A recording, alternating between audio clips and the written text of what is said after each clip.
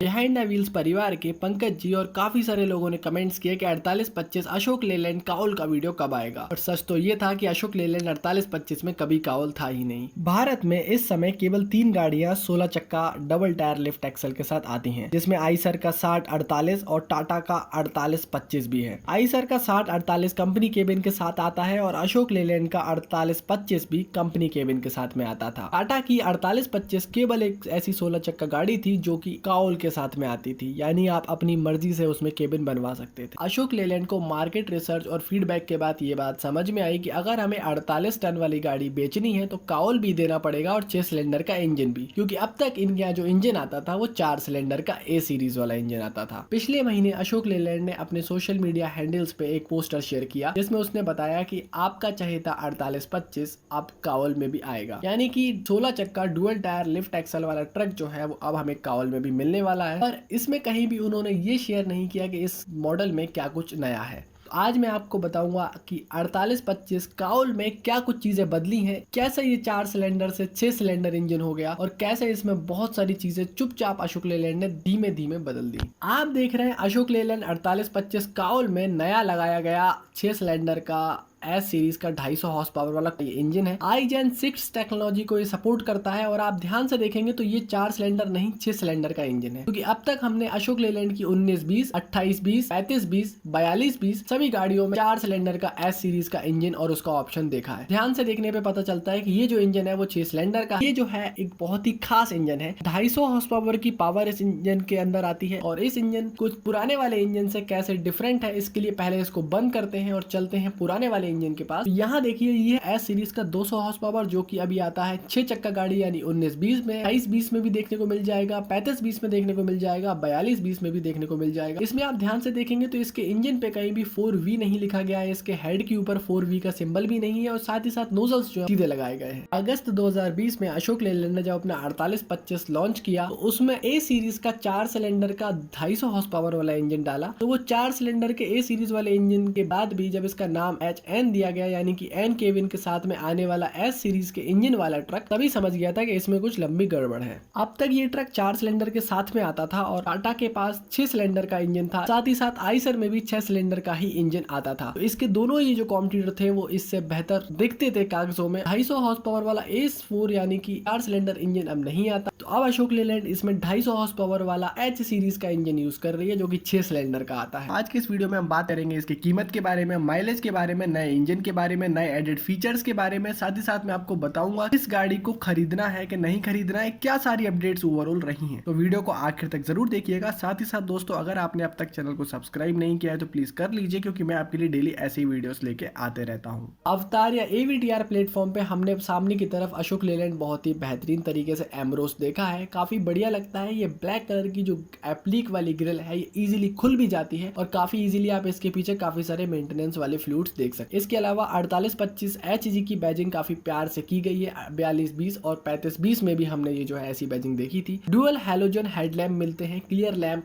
Bumper में नीचे place किए गए हैं। इनसे अब तक कोई शिकायत 6-8 महीने में नहीं आई है, काफी बढ़िया थ्रो देते हैं। टोटल 4 लाइटें सामने की तरफ अब हो जाती हैं। कैट आई रिफ्लेक्शन और इंडिकेटर आपको बिल्कुल साइड में दिख जाएगा। नीचे की तरफ अगर आप देखेंगे बम्पर में तो आपको रिफ्लेक्टर देखने को मिलता है। बाकी ओवरऑल चीजें जैसी हमने देखी है बाकी सारे ट्रक्स में अशोक लेलैंड के अवतार सीरीज में वो हमें देखने को मिली है। सामने की शो पे अगर आप पेंट क्वालिटी की बात करेंगे तो बड़े गजब की है। इसके ऊपर अगर आप पेंट ना भी करवाए तो कोई इसकी आवश्यकता नहीं पड़ती, कोई जरूरत नहीं पड़ती। अशोक लेलैंड ने ओवरऑल इस ट्रक के डिजाइन के ऊपर काफी बढ़िया काम किया है और डिजाइन हर किसी को पसंद आ रहा है। डिजाइन ऐसा कोई भी नहीं है जिसको पसंद ना आ रहा हो। नीचे की तरफ अगर आप फुट पैडल देखेंगे तो ये काफी बढ़िया है। अगर ब्रेकर वगैरह से टकराता है, डिवाइडर वगैरह से टकराता है तो कोई इसमें दिक्कत नहीं होने वाली है। इसके अलावा आप इनको देखेंगे तो एंटी स्किड प्लेट्स हैं और ये साफ वगैरह भी आसानी से हो जाती है, जिससे कि आपके कम एफर्ट लगेंगे। केबिन के ठीक पीछे आपको यहाँ दिखेगा एक मॉड्यूल, यहाँ पे आपको कट ऑफ स्विच दिखेगा। यहाँ से वेल्डिंग करवाते टाइम या पूरी गाड़ी जब भी आइडियल होती है तो आप इसको कट ऑफ कर सकते हैं। अगर आप केबिन बनवाएंगे तो यहाँ से जो है आपका केबिन आएगा, लगभग 8 फीट की लंबाई होती है केबिन की। इसके अलावा पीछे की तरफ आपको काफी अच्छा गैप मिल जाएगा इसको ऑपरेट करने के लिए। यहाँ आपको 12 वोल्ट की 2 बैटरियां मिलती हैं जो कि 120 एम्पियर आर के करंट पे काम करती हैं। AC वाले मॉडल में 150 एम्पियर आर आएगा जो कि इसमें नहीं ले सकते आप काउल वाले वेरिएंट में। यहाँ आपको कमानियां दिखेंगी। ये जो है लीफ स्प्रिंग सस्पेंशन के अलावा पैराबोलिक लीफ स्प्रिंग सस्पेंशन का ऑप्शन भी यहाँ मिलता है। यहाँ आपको देखने को मिलेगा स्लैक टाइप ब्रेक एडजस्टमेंट, यानी कि छोटे से एयर ब्रेक के साथ में फ्रंट के दोनों एक्सेल्स। यहाँ आपको डीजल टैंक दिखेगा, डीजल टैंक काफी बढ़िया है। यहाँ आपको ब्रैकेट नहीं दिखेगा, सिर्फ 2 ब्रैकेट दिखेंगे जिनके बारे में हम थोड़ी देर में बात करने वाले हैं। पर अगर मैं आपको बताऊंगा डीजल टैंक की कैपेसिटीज क्या है, तो आपको 220 लीटर का, 300 लीटर का और 375 लीटर का जो है डीजल टैंक यहाँ देखने को मिल जाता है। इसके अलावा यहाँ से जो है आप चाबी लगा के टैंक को लॉक कर सकते हैं। आई टेलीमेटिक्स या फिर जिसको हम कहें आई अलर्ट फंक्शन यहाँ से काम करते हैं। इसका फायदा ये है कि डीजल अगर चोरी वगैरह होता है या कोई भी आपको और प्रॉब्लम यहाँ से रियल टाइम दिख जाता है कि गाड़ी में तेल वगैरह कितना है, माइलेज वगैरह कितना दे रही है, तो ये सारी चीजों के लिए यहाँ लगाया गया है। 2 ब्रैकेट्स इसलिए सफिशिएंट है क्योंकि यहाँ सिर्फ नीचे 2 ब्रैकेट नहीं है, नीचे की तरफ 2 हैवी एंगल दिए गए हैं जिनसे कि बहुत ज्यादा आसान आपका काम हो जाने वाला है। अगर मैं आपको बात करूँ टायर्स की, तो आपको टायर्स अपोलो के मिलने वाले हैं। 295 90 R20 के ये व्हील्स होने वाले हैं। 16 प्लाई रेटिंग के आते हैं और ये 1020 के टायर के साथ बिल्कुल इंटरचेंज हो सकते हैं। तो आपके पास अगर 1020 के टायर है तो आप उनके साथ इनको बदल भी सकते हैं, कोई दिक्कत उसमें नहीं आएगी। अगर लिफ्ट एक्सल के बलून की बात करूं तो 2 बैलून्स आपको मिल जाते हैं और ये टीवीएस एयर स्प्रिंग्स आते हैं, यानी कि टीवीएस कंपनी के एयर बलून्स आपको यहाँ देखने को मिलेंगे। काफी अच्छी रिपोर्ट इनकी रही है, अब तक कोई इनसे खास शिकायतें मुझे देखने को नहीं मिली है। इसके अलावा अगर मैं आपसे बात करूं तो यहाँ से आप देखिए ब्रेक वगैरह भी इजीली लग जाता है। यहाँ भी आपको स्लैक टाइप ब्रेक एडजस्टमेंट दिखता है। कंप्लीटली एयर ब्रेक्स ये हैं, छोटे छोटे ड्रम्स के साथ ये सिंगल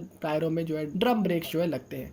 इसके अलावा पीछे के जो आपको डुअल बैलून्स दिखेंगे ये आपको ठीक दिखेंगे। जिस हिसाब से चेचेस पे इसका माउंट किया गया है लिफ्ट एक्सल का, मुझे बढ़िया लगता है। कोई मॉड्यूलर चेचेस पे अगर इस तरीके से माउंट करते हैं तो वो चीज सक्सेसफुल रही है। यहाँ आपको अगर मेन एक्सल दिखाऊं तो यूनिटाइज्ड व्हील बैरिंग्स का ऑप्शन मिलता है, यानी कि आपको लाइफ टाइम के लिए हब ग्रीसिंग वगैरह नहीं करानी है। लीफ स्प्रिंग को अगर हम ध्यान से देखेंगे तो आपको यहाँ पे बहुत बढ़िया तरीके से इनका इंटीग्रेशन दिख जाएगा।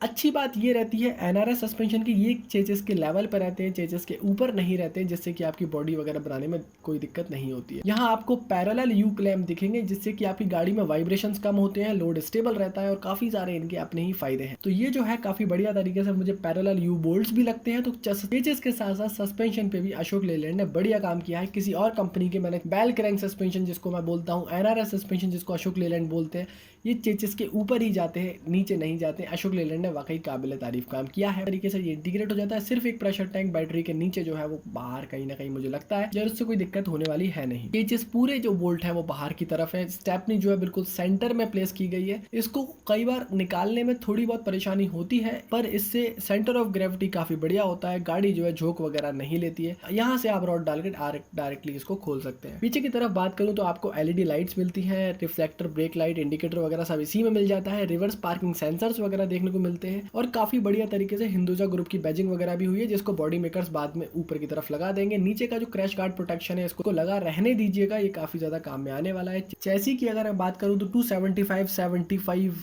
8 mm मोटी चैसी है। 8 mm अब इंडस्ट्री स्टैंडर्ड हो गया है, लगभग सभी कंपनियां 8 mm की दे रही हैं। ये जो चेचेस है काफी ड्यूरेबल रहती है, बढ़िया रहती है। और इस चेचेस पे जो क्रॉस मेंबर्स का काम किया जाता है वो बहुत ही बढ़िया तरीके से हर कंपनी द्वारा बहुत ही रिसर्च और डेवलपमेंट के साथ किया जा रहा है। ये अपनी कैटेगरी में सबसे छोटी व्हील बेस की गाड़ी है, सिर्फ 6700 mm का इसका जो है व्हील बेस है। यहाँ आप देख सकते हैं डेड एक्सल पे भी कितने बढ़िया तरीके से ब्रेक्स वगैरह का एडजस्टमेंट किया गया है। ये सारे push to fit type connectors के साथ में लगाए गए हैं।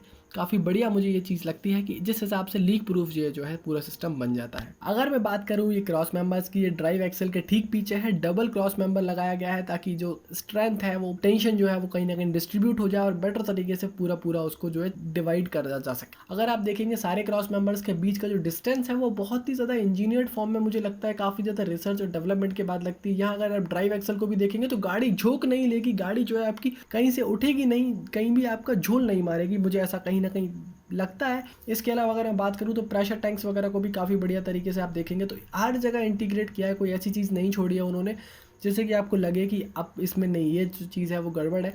बाकी आपको सारी फिटिंग्स वगैरह लाइन की बहुत बढ़िया देखेंगी, चेचेस के अंदर डाली हुई। इसके अलावा अगर हम बात करें ड्राइव शाफ्ट की तो ड्राइव शाफ्ट का प्लेसमेंट बहुत बढ़िया है। अगर यहाँ लिफ्ट एक्सल के पास भी अगर हम देखेंगे तो बलून्स वगैरह आप देखेंगे तो काफ़ी बढ़िया तरीके से इनको भी इंटीग्रेट कर दिया गया है। अगर प्रेशर टैंक सारे अंदर है तो बीच में प्रोपेलर शाफ्ट वगैरह को भी बिल्कुल ठीक बीच में डाला है और इसका जो मेंटेनेंस है वो कहीं ना कहीं कम हो जाने वाला है, क्योंकि जिस हिसाब की प्रोपेलर शाफ्ट इन्होंने यूज़ की है, जितने सारे भी जॉइंट दिए हैं बहुत ही सोच समझ के और बहुत ही इंजीनियर्ड फॉर्म में दिए, आपको कहीं भी इसमें दिक्कत नहीं आएगी और इसमें मेंटेनेंस वगैरह बिल्कुल ना के बराबर निकलने के चांसेस अब हो गए हैं। ये चीज़ें BS6 में आने के बाद जो पैसे हमारे बढ़े हैं वो इन सब चीज़ों के बढ़े हैं कि हमें बाद में सर्विस सेंटर पे पैसे ना देने पड़े। यहाँ भी थोड़ा सा थॉटफुल टच है, हल्का सा क्रॉस मेंबर टाइप की जो है चीज़ लगा दी गई है। अब इस इंजन और क्लच के बारे में हम बात करेंगे थोड़ी देर बाद, क्योंकि ये जो क्लच है ये काफ़ी खास होने वाला है। ये जो इंजन है इसके बारे में आपको पता चली गया है कि अब ये 6 सिलेंडर का हो गया। तो पहले मैं आपको दिखा देता हूँ कि वो सारी चीज़ें जो इसके आसपास और लगी गई हैं। तो यहाँ पे आप देखिए ईट्स लगा गया, यानी कि एग्जॉस्ट आफ्टर ट्रीटमेंट सिस्टम। अब ये जो है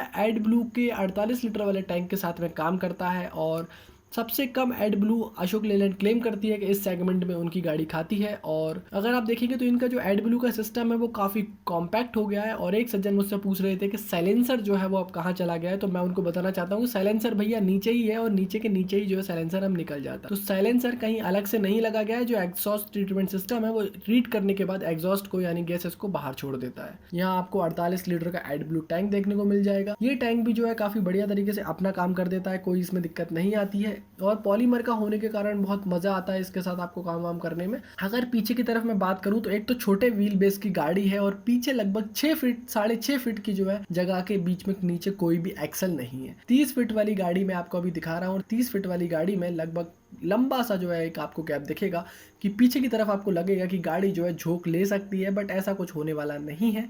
बट पीछे वाले जो टायर हैं उन पे डेफिनेटली आपको रगड़ तो पड़ेगी ही, टायर्स पे जो है लोड तो कहीं ना कहीं पड़ने वाला है ही, क्योंकि पीछे वाले एक्सल पे आप देखेंगे ध्यान से तो कहीं ना कहीं मुझे ऐसा लगता है कि ज़्यादा लोड पड़ने वाला है, क्योंकि पीछे कोई भी ऐसा एक्सल थोड़ा पीछे दे सकते थे या कोई ना कोई सीन इसका कर सकते थे, बट ऐसा कुछ नहीं किया गया है। इसके अलावा आप देखेंगे तो गाड़ी जो है 30 फीट की लंबाई में आती है और 28 फीट की लंबाई में आती है। 2 लंबाई जो है आपको गाड़ी में मिल जाने वाली है। अगर हम चले ऊपर डैशबोर्ड पे और आपको दिखाएं कि क्या कुछ बदला है डैशबोर्ड पे, तो सबसे पहले तो आप जो देखेंगे वो ये कि यहाँ पे 19-20 में आता था, 42-20 में आता था, बिल्कुल वैसा का वैसा ही जो है आपको हैंड ब्रेक देखने को मिलेगा। इसके अलावा पूरा का पूरा काउल में जैसा आपने देखा था बाकी सारी गाड़ियों में वैसा का वैसा है। अगर मैं बात करूं इस गियर बॉक्स से जुड़े हुए गियर लेवर की, तो ये जो है 9 स्पीड का गियर बॉक्स अब हमें देखने को मिलता है यहाँ पे। और 9 स्पीड के गियर बॉक्स में काउल गियर जैसा हमें देखने को मिलता था अब तक, बिल्कुल वैसा का वैसा काउल गियर भी अब देखने को मिलता है। ओवरऑल आपको डैशबोर्ड का डिजाइन, केबिन का डिजाइन, ये सारी फील व्हील जो है इसकी वो पसंद आएगी। काउल में जिस हिसाब से हमें कम पैसे में अच्छी गाड़ी देने की अशोक लेलैंड ने कोशिश की है वो हमें अच्छी लगती है। अगर मैं बात करूँ यहाँ OBD पोर्ट की, तो ये मिल जाता है आपको। ट्रैक्शन कंट्रोल का बटन देखने को मिल जाएगा।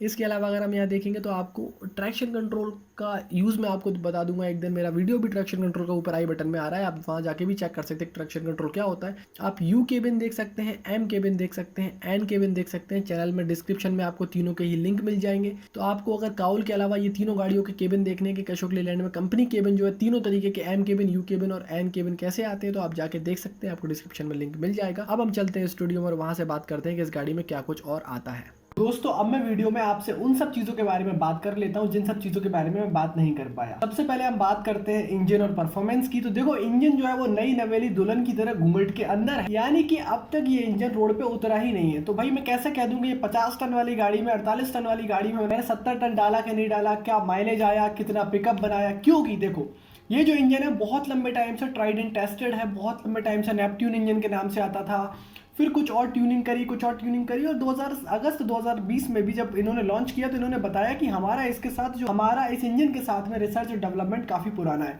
अशोक लेलैंड के एस सीरीज यानी हिनो सीरीज के जो इंजन रहे हैं वो शुरू से ही सक्सेसफुल रहे, इनमें शिकायतें नहीं आई है। फिर भी हम जब तक मार्केट में चलते नहीं देखेंगे इस इंजन को, इसका लाइव फीडबैक नहीं लेंगे, तब तक मैं ज़्यादा परफॉर्मेंस के बारे में आपसे नहीं कह सकता हूँ। एक और चीज़ आपको बतानी थी, जो इनका 200 हॉर्स पावर का एस सीरीज का 6 सिलेंडर का इंजन है उसमें आपको 700 न्यूटन मीटर का टॉर्क मिलता है। वो वाला जो इंजन है उसके फिगर्स जो है वो 700 न्यूटन मीटर के है। साथ ही साथ जो इसमें पहले ए सीरीज का इंजन आता था 250 हॉर्स पावर का, उसका जो आता था वो 250 हॉर्स पावर का आता था और 900 न्यूटन मीटर का टॉर्क आता था। अब ये एच सीरीज का 6 सिलेंडर इंजन का टॉर्क क्या आता है और इस टॉर्क क्या आता है, किस बैंड में आता है, 250 आरपीएम किस बैंड में अचीव करता है, वो भी मेरे पास कंफर्मेशन नहीं है। अशोक लेलैंड को कॉन्टिन्यूसली ट्वीट्स भी किए, अशोक लेलैंड को मेल्स भी किए, उनके पीआर टीम को भी मेल्स वगैरह किए, पर अब तक कोई मुझे रिप्लाई ऐसा खास मिला नहीं है। इवन मुझे कोई रिप्लाई वगैरह भी नहीं मिला। 17,000 सब्सक्राइबर्स पे कोई मुझे रिप्लाई वगैरह देने के लिए इच्छुक भी शायद नहीं होगा। इसमें 395 mm का क्लच जो है इन्होंने लगाया हुआ है, तो 395 mm का क्लच जो है आपको देखने को मिलेगा। या एयर असिस्टेड बूस्टर के साथ में आता है, यानी क्लच वगैरह से कोई दिक्कत नहीं होगी। गियर बॉक्स की बात करूं तो इसमें 2 गियर बॉक्स ऑप्शन आपको मिल सकते हैं। 9 स्पीड का गियर है तो या तो ईटीओन का 9 स्पीड का गियर बॉक्स देखने को मिलेगा, या फिर आपको हो सकता है कि नए इंजन के साथ ये लोग ZF का 9 स्पीड का गियर बॉक्स, जो हमारा 11-10 नंबर का गियर बॉक्स है, वो कहीं ना कहीं इंट्रोड्यूस कर दिया जाए तो वो कहीं ना कहीं इसमें देखने को मिल सकता है। अब मैं क्यों कह रहा हूँ देखने को मिल सकता है, क्योंकि देख तो मैंने लिया है बट मुझे ऑफिशियल रिटर्न में कंफर्मेशन कहीं नहीं है, इसलिए मैं बात नहीं कर रहा हूँ। अगर बात करें कीमत के बारे में तो ये जो है कंपनी केबिन से लगभग 5 लाख रुपए सस्ता आने वाला है। जो कंपनी का एन केबिन आता था उससे लगभग 5 लाख रुपए सस्ते में आपको ये मिलने वाला है। तो 5 लाख रुपए की आपकी फ्लैट जो है बचत होने वाली है, आप उससे जो है अपनी बॉडी वगैरह बनवा सकते हैं। फिर भी आपको एक टेंटेटिव प्राइस बता देता हूँ, तो ये जो है लगभग मेरे ख्याल से 40 से लेकर 42 लाख रुपए के बीच में आना चाहिए। इसकी प्राइस कंफर्मेशन भी मुझे अभी लेनी है, तो प्राइस कंफर्मेशन भी मैं कुछ दिनों में ले लूँगा, क्योंकि अभी ये मॉडल मार्केट में है ही नहीं। मैं आपको बिल्कुल एक्सक्लूसिव वीडियो दिखा रहा हूँ। इस मॉडल के साथ आपको विश्वास दिलाता हूँ कि जिस दिन बॉडी बन जाएगी उस दिन मैं आपको इसको चला के दिखाऊंगा। उस दिन मैं इसके साथ 800,000 किलोमीटर के जो है सफ़र पे जाऊंगा, 2000 किलोमीटर के सफ़र पे जाऊंगा और वहां जाके टेस्ट करूंगा कि भाई H6 सीरीज का 6 सिलेंडर इंजन है वो कैसा परफॉर्म कर रहा है। भारत में लोग 16 टायर ट्रक को इसलिए प्रेफर करते हैं क्योंकि 16 टायर में वो 4 टायर को उठाने के बाद उसको 12 चक्का बना लेते हैं, और 12 चक्का की तरह जब 16 टायर को चलाया जाता है तो फिर उसका अलग ही मजा होता है, क्योंकि इसमें मेंटेनेंस वगैरह बहुत कम हो जाता है। हमारे 4 तो सीधे सीधे टायर ही घिसने से बच जाते हैं, क्योंकि मैंने बहुत ज़्यादा प्रैक्टिस इस चीज़ की देखी है कि भारत में जो लिफ्ट एक्सल है उसका यूज़ नहीं, उसका मिसयूज़ किया जाता है। चाहे गाड़ी लोड में हो, चाहे ओवरलोड में हो, चाहे अंडर लोड में हो, चाहे गाड़ी खाली हो, उसको जो है हमेशा उठा के ही चलाया जाता है। तो ये मुझे समझ में अभी तक नहीं आता है। हालांकि ये जो है आप लोगों के लिए तो फ़ायदे में है, ट्रांसपोर्टर्स के लिए, ड्राइवर्स के लिए फ़ायदे में है कि घिसता कम है टायर, माइलेज वगैरह भी गाड़ी का ठीक ठाक रहता है। सिर्फ 3 कंपनियों के पास अभी फिलहाल 16 चक्का गाड़ी है। महिंद्रा का ब्लेजो X49 आता है पर उसमें डबल टायर की लिफ्ट एक्सल नहीं आती है, उसमें एक पुशर एक्सल आता है, एक टैग एक्सल आता है, तो वो गाड़ी थोड़ी सी अलग है। उसका रिव्यू भी आप जाके चैनल पे देख सकते हैं। एक्सल, सस्पेंशन और चैसी जो है वो हमने एन केबिन आता था जो 48 टन वाला जिनका गाड़ी आती थी, कंपनी केबिन के साथ बिल्कुल सेम के सेम रखी गई है। यानी आप पैराबोलिक लीफ स्प्रिंग भी ले सकते हैं, आप सेमी इलिप्टिकल लीफ स्प्रिंग ले सकते हैं, पीछे की तरफ NRS भी आता है, आप स्लीपर एंड सस्पेंशन भी ले सकते हैं, यूनिटाइज्ड व्हील बैरिंग्स आती है, पीछे जो है हाइपॉड सिंगल रिडक्शन एक्सल जो है वो हमें देखने को मिलता है। उसका रियर एक्सल रेशियो भी जो है वो 587 का है, जो कि बहुत बढ़िया रियर एक्सल रेशियो माना जाता है। इतनी लंबी गाड़ी में 10 व्हील अप्स में 5 एक्सल्स में सिर्फ एक ही एक्सल पे पावर लग रही हो, यानी कि सिर्फ 2 ही व्हील अप्स काम कर रहे हो, तो उसमें जो है काफ़ी ज़्यादा बढ़िया माना जाता है। तो 10x2 ट्रक होने के बाद भी मुझे अच्छे लगते हैं जिस हिसाब से इन्होंने एक्सल्स वगैरह डाले गाड़ी के नीचे। ब्रेक्स की बात करें तो ब्रेक्स का आपको पता है प्रेशर जो है बढ़ गया है, 10 बार का प्रेशर हो गया। इसके अलावा इसमें 318 सीसी का एयर कंप्रेशर लगा हुआ है, तो आपको सुबह सुबह ये नहीं है कि आप चाबी लगा के खड़े हुए भैया प्रेशर बना रहे हैं, तो प्रेशर बनाने की जरूरत नहीं है। दूसरी बात, प्रेशर इतनी जल्दी कम होता भी नहीं, क्योंकि इतनी ज्यादा प्रेशर टैंक है कि आपको वो इजीली मेंटेन हो जाने वाला है। टायर्स भी इसमें हमें 295 90 R20 के मिलते हैं, यानी कि 1020 के टायर के साथ ये चेंज वगैरह हो जाते हैं। टायरों में भी कोई दिक्कत नहीं आती, टायर वगैरह भी इस गाड़ी के अभी तक बढ़िया रहे हैं। अगर मैं बात करूँ इसकी वारंटी की तो 4 साल और 4 लाख किलोमीटर की वारंटी आपको इसकी ड्राइव लाइन पे मिलने वाली है। बाकी अशोक लेलैंड अलग अलग पार्ट्स पे अलग अलग वारंटी देता है, किसी पे 2 साल, किसी पे 1 साल, किसी पे 3 साल, तो वो आपको देखना पड़ेगा। उसके बारे में वीडियो जल्दी बना दूंगा, पर इस पे जो है 4 साल 4 लाख किलोमीटर की वारंटी आने वाली है। अगर मैं बात करूं 4825 यानी काउल की चढ़ाई चढ़ने की क्षमता की, मैंने बताया 5 एक्सल्स के 10 व्हील अप्स में से सिर्फ 2 व्हील अप्स में पावर लगती है, और ट्रैक्शन कंट्रोल अब कहीं ना कहीं ऐड कर दिया है, तो 22% की इसकी जो है चढ़ाई चढ़ने की क्षमता है, यानी 22% के आसपास इसकी ग्रेडेबिलिटी रहने वाली है।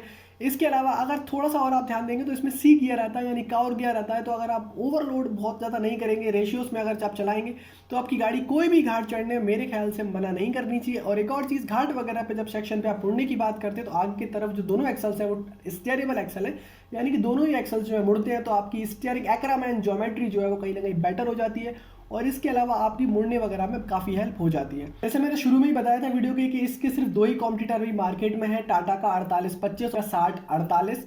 इसके अलावा कोई भी गाड़ी जो है इस सेगमेंट में अभी तक नहीं है जो इस ट्रक को कहीं ना कहीं कॉम्पीट करे, क्योंकि किसी और के पास ऐसे ट्रक्स है ही नहीं। तो ये जो है दोनों गाड़ियाँ आपको मिलेंगी, वो दोनों ही गाड़ियाँ जो है कंपनी केबिन के साथ भी आती हैं, और काउल में सिर्फ आपको टाटा की गाड़ी मिलेगी। उसके अलावा काउल में अगर 48 टन वाली गाड़ी चाहिए, 16 चक्का गाड़ी चाहिए, तो वो आपको मिलेगी सिर्फ अशोक लेलैंड के पास। इसकी अगर कार्गो बॉडी की लंबाई की बात करूं तो आपको जो 28 फीट और 30 फीट में गाड़ी आने वाली है, वही 8.5 फीट चौड़ी और 10 फीट के आसपास ऊंचाई में गाड़ी जो है आपकी बनने वाली है, तो आप उस हिसाब से गाड़ी जो है बनवा सकते हैं। कुछ चीज़ें जो मुझे अशोक लेलैंड के बारे में काफ़ी अच्छी लगती हैं वो ये लगती है कि देखिए, एक तो इनका ग्रीस फ्री क्लच आता है, स्लीपर एंड सस्पेंशन भी दे देते हैं, बहुत सारे ऑप्शंस भी दे देते हैं, मॉड्यूलर प्लेटफॉर्म भी दे देते हैं, आगे नोडो ब्रैकेट भी दे रखा है आपको, तो आपका जो है अगर कभी रिपेयर वगैरह मेजर करवाना पड़े तो वो भी कोई दिक्कत नहीं होती है।